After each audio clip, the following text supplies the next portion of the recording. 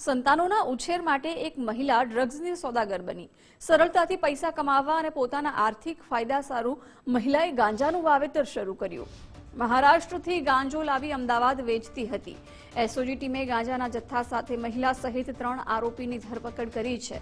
SOG ક્રાઇમની ગિરફ્તમાં રહેલ મહિલા આરોપી રાજેશ્વરી ઉર્ફે ચાચલી રાઠોડ, ભાવેશ પરમાર અને સાહિલ ગારંગેની ગાંજાના જથ્થા સાથે ધરપકડ કરી છે। એસઓજી ક્રાઇમની ટીમને બાતમી મળી હતી, જે આધારે મેમકો રોડ પર મહિલા રાજેશ્વરી પાસેથી 18 કિલો 9.15 લાખના કિંમતનો ગાંજો જપ્ત કર્યો છે। મહિલા આરોપી ગાંજાનો જથ્થો મહારાષ્ટ્રના નંદુરબાગથી જ્યોતિ તમચ્ચે પાસેથી લઈને આવી હતી। મહિલા આરોપી રાજેશ્વરી ગાંજો લેવા માટે તેના પાડોશી યુવક ભાવેશ અને સાહિલને લઈને જતી હોવાનું સામે આવ્યું છે, જે એક ટ્રીપના 1500 રૂપિયા આપતી હતી। પકડાયેલ મહિલા આરોપી રાજેશ્વરી છેલ્લા 3 મહિનાથી ગાંજાનું વેચાણ કરતી હોવાનું સામે આવ્યું છે।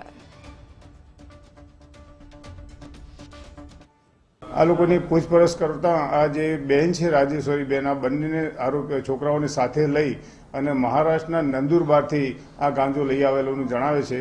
છેલ્લા 3 માસથી આ લોકો આ ગાંજાનો ધંધો કરતા હોવાનું પોતે કબૂલ કરે છે।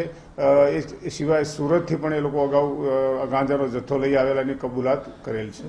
તેમજ આ પોતે એડિક્ટ છે કે કેમ તે બાબતે પૂછતા પણ એ લોકો આ ગાંજાનું સેવન કરતા નથી, માત્ર આર્થિક ફાયદા માટે આ ધંધો કરતા હોવાનું પોતે કબૂલાત કરે છે।